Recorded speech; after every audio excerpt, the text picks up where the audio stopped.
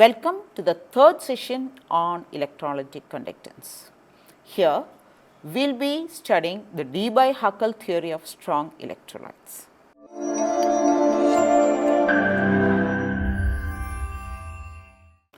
Now, Debye-Huckel theory of strong electrolytes, why we consider that as?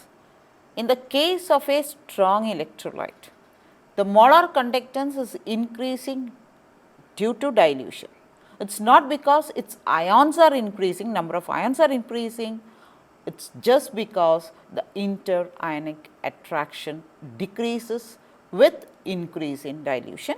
As the ions are moving apart when more of solvent is added, and therefore, there will be a drastic decrease in the interionic attraction. So, let us go in detail to the Debye-Huckel theory of interionic attraction, and this is mainly applied for strong electrolytes, because in that case only we have the decrease in interionic attractions. In the case of weak electrolytes, we have both, that is increasing number of ions as well as decrease in interionic attractions. So, let us see what is Debye-Huckel theory. Debye-Huckel theory, it is proposed by a Dutch chemist Peter Debye and a German physicist Erich Huckel, which is known as Debye-Huckel theory of interionic attraction. Okay. So, following are its postulates. First one is the strong electrolytes are completely ionized even in their solid state, but ions are not able to conduct electricity. We know that in the solid state the ions are held together in strong electrostatic forces and they are held together in the crystal lattices. They cannot move. If they have to move, there should be some force has to be applied, or you have to supply some energy, only then you can mobilize the ions.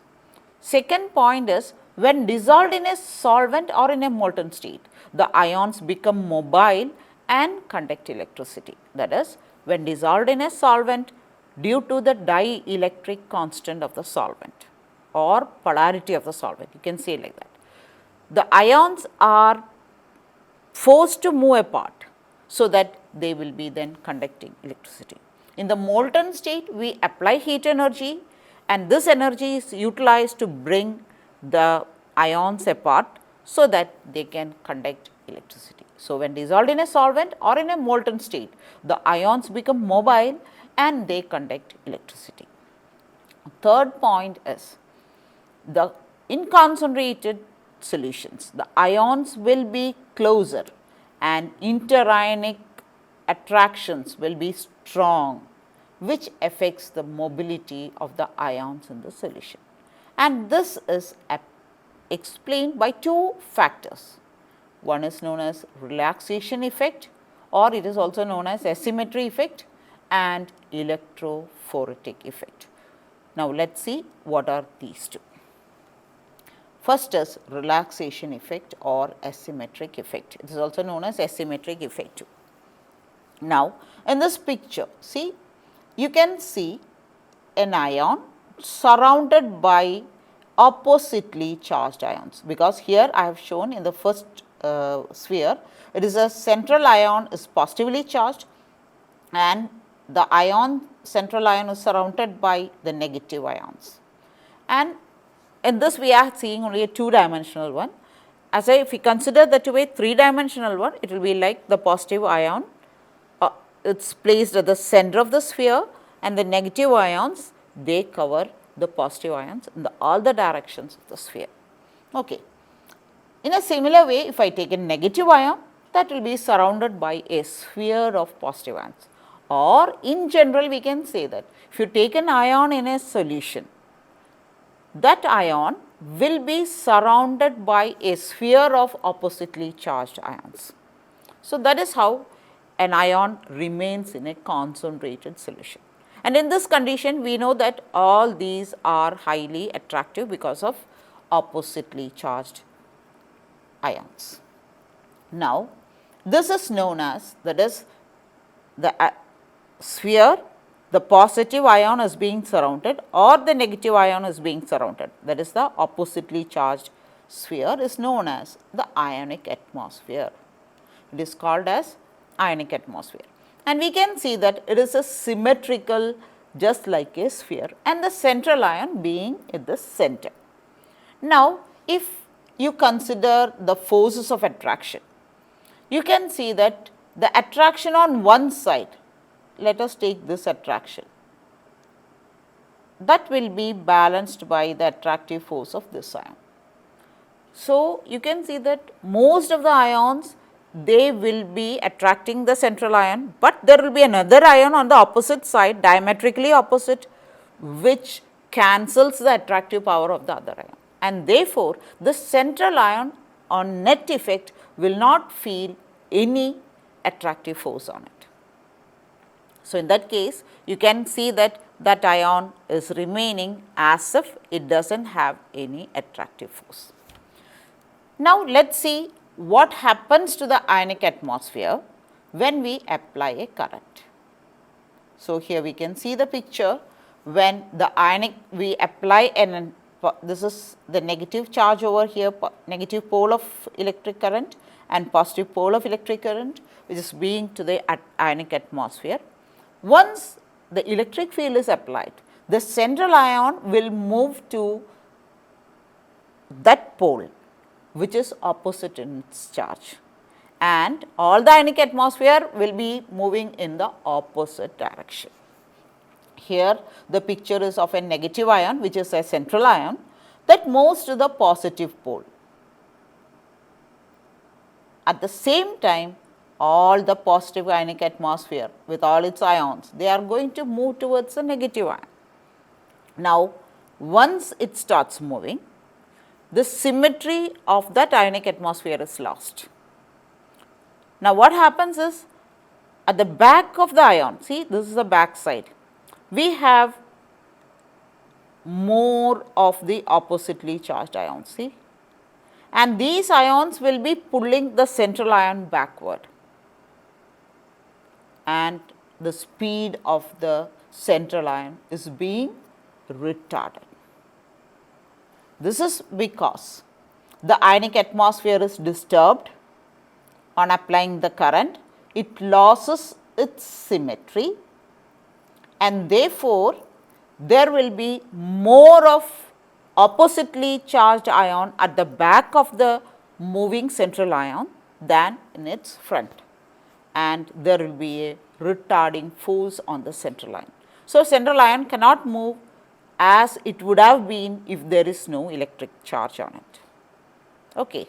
And this retarding effect is just because there is a symmetry loss of the ionic atmosphere. Unless there is a symmetry loss, the ion would have been without any net force on it.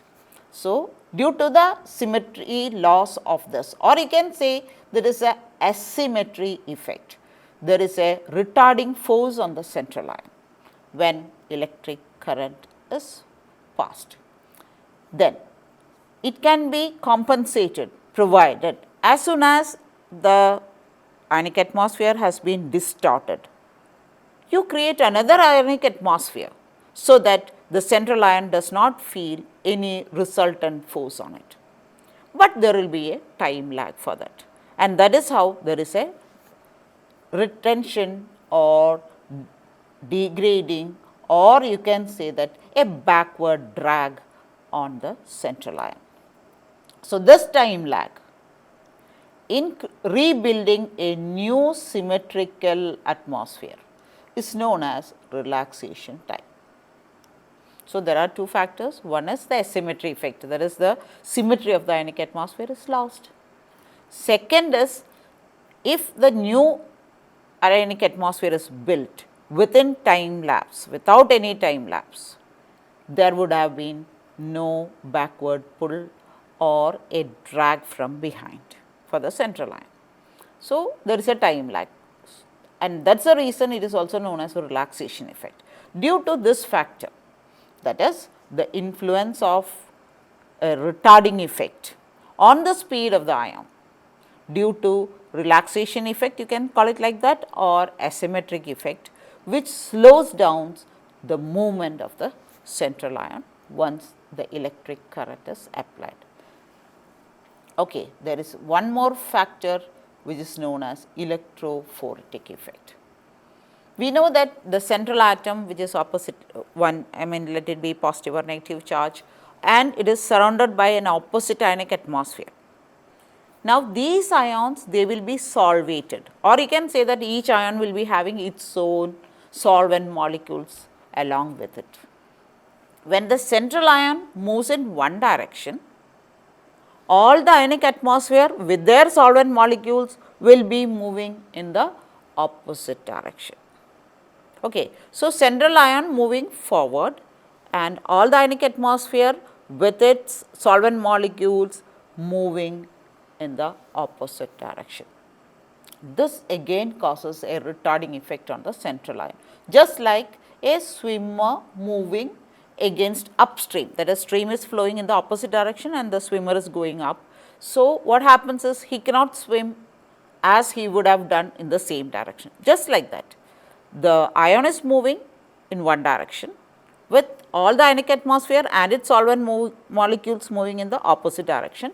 That causes a retarding effect on the central ion, and this effect is known as electrophoretic effect. So, there is a additional retarding effect on the motion of the central ion. So, there are main two effects. Okay. Next is the slow and steady increase in molar conductance of a strong electrolyte on dilution is due to increase in mobility of the ions, because there is weakening of interionic forces. So, when we go on diluting, the interionic attraction decreases, and therefore, there is an increase in mobility of the ions. Next is the mobility of the ions also depend upon the frictional force which is offered by the viscosity of the medium. Okay. And upon its dielectric constant and also on its temperature. So, there are three more factors. One is frictional force of the medium, dielectric constant of the medium, and also on the temperature. Now, what Debye-Huckel and Onsager do is, they derived a mathematical expression based on these three theories, that is, on all the retarding forces on a central atom, which provides the central atom some retarding effect. Otherwise, it would have shown its own molar conductance. So, there is some decrease in molar conductance due to all these effects, and this is shown by a mathematical expression by Debye-Huckel-Onsager equation, or it is also known as Onsager equation, and this is mainly applicable for univalent electrolyte, that is 1,1 electrolyte. We call it as 1,1 electrolyte, where both the cation as well as the anion both are univalent. That is, for example, if I take sodium chloride, sodium has got a valency 1, chloride has got a valency 1. Potassium chloride, again potassium unipositive charge, chlorine, you take nitrate, potassium nitrate, potassium univalent, nitrate ion is also univalent. So, for such type of electrolytes, this equation is applicable, where lambda m, that is the molar conductance at any concentration, will be equal to molar conductance at infinite dilution. You have to subtract an amount, so that will be lesser, that is molar conductance measured will be lesser than that of lambda 0 m, that is minus 82.4 divided by dt raised to 1 by 2 into eta, minus 8.2 into 10 to the power 5 divided by dt raised to 3 by 2 into lambda 0 m, and whole bracket with root c, where root c is the concentration. Here d stands for the dielectric constant, T stands for the absolute temperature, eta is the viscosity of the medium, and lambda 0 m, as we all know, that is the molar conductance at infinite dilution, and these two are constants. Okay. From this equation, it is clear that you can see that dielectric constant is in the denominator, temperature is in the denominator, viscosity is in the denominator. So, and concentration root C here.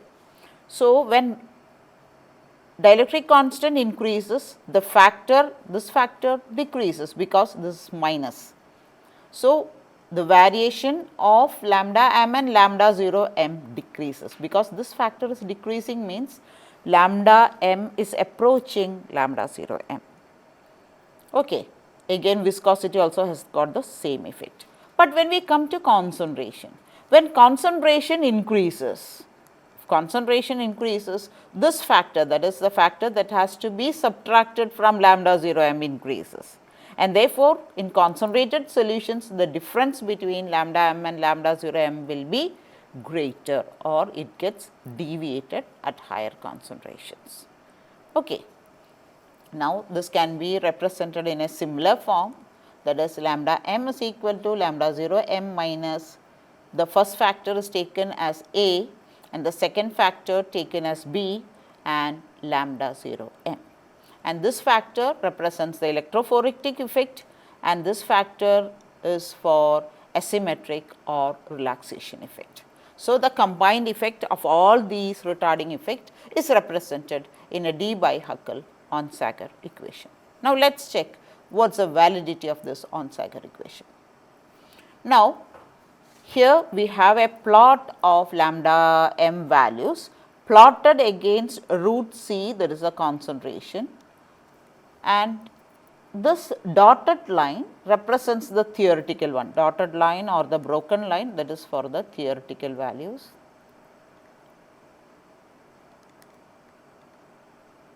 And the bold line represents the experimental value.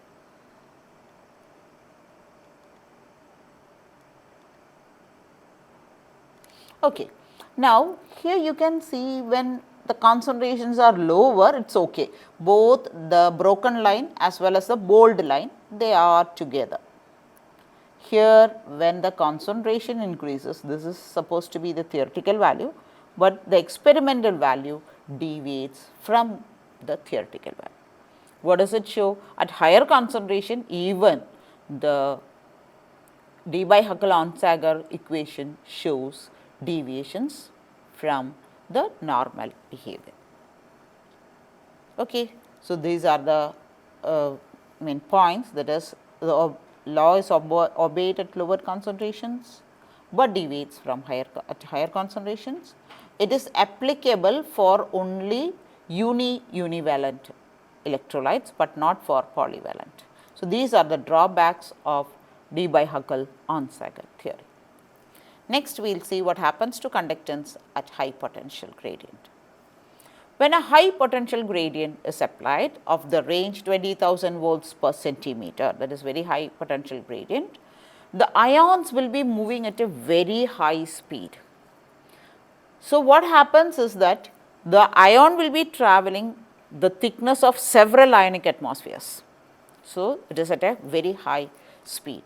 Under this condition, what happens is there is no time for breaking or making of new ionic atmosphere. So, the ion will be moving as if there is no ionic atmosphere, and as a result there will not be any asymmetric effect.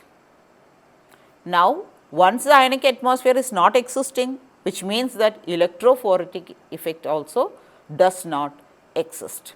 So, the combined effect is the the ion moving freely as if there were no ionic atmosphere, and this effect was found by Wien, and it is known as Wien effect.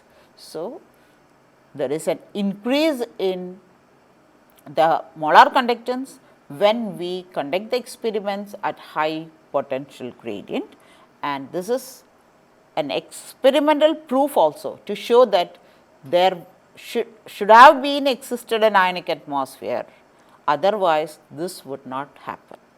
So, this is a proof to show that ionic atmosphere exists in electrolytic solutions, and when a high potential gradient is applied, no ionic atmosphere exists and therefore, the conductance increases. Next is dispersion of conductance at high frequency. Now, if we are applying an alternating current, if the time of oscillation is less than the relaxation time that is the lag in constructing a new ionic atmosphere. So, it is faster, the oscillation is faster for this alternating current. In such cases, no ionic atmosphere will be created if we are conducting an experiment at that condition.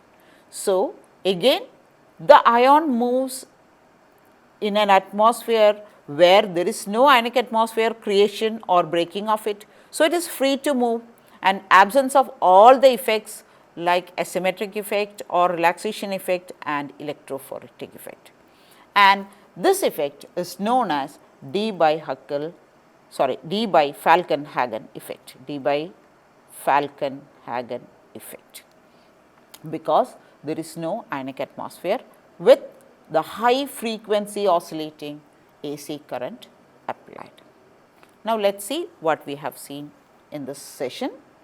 First, we have seen the Debye-Huckel theory, in which it has been saying about the interionic attractions and effect of interionic attractions on the mobility of the ions in an electrolytic solution, and what happens when we keep on diluting the solution, so that the interionic attractions are decreased. Then again there are two effects known as relaxation effect and asymmetric effect, which retards the speed of the ion. And all these effects combined together, Debye-Huckel gave an expression for molar conductance as lambda m is equal to lambda 0 m minus 82.4 by dt raised to 1 by 2 eta minus 8.2 into 10 to the power 5 divided by dt raised to 3 by 2 into lambda 0 m and whole multiplied by root of concentration. On checking the validity of Onsager equation, it was found that again all strong electrolytes at high concentrations deviate from Debye-Huckel theory of strong electrolytes. Next, we saw two effects, Wien effect and Debye-Falkenhagen effect. These two effects, they show the proof for existence of ionic atmosphere. Wien effect is under high potential gradient, while Debye-Falkenhagen effect is when a current is applied with high frequency of oscillating AC current. In both cases, the molar conductance increases because there is an absence of ionic atmosphere in the electrolyte. Thank you.